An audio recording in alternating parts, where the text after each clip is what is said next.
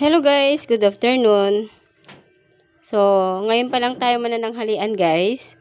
So, ito yung ating ulam. Meron tayong okrang laga. So, ito yung pinaka-the best na ulam guys.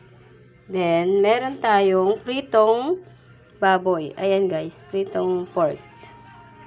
Nasunog ng konti. Tinasted ko talaga para mawala ng gusto yung kanyang mantika. So, ayan. Kakain na tayo. Ito yung ating sausawan. So, meron tayong tinapa at tuyo. Ayan. Magrambol-rambol na yan sa ating tiyan natin. Okay guys, kain na tayo. Thank you for watching. Please, huwag niyo pong kalimutan mag-like, share, and subscribe sa aking channel. So, ayan. Pagkatapos natin kumain, mag-start na naman tayo sa ating trabaho. Ito lang yung ating ulam, pero okay na to. Mas gusto ko tong okra. Mas masarap to. Kaya pa nagpiprito tayo.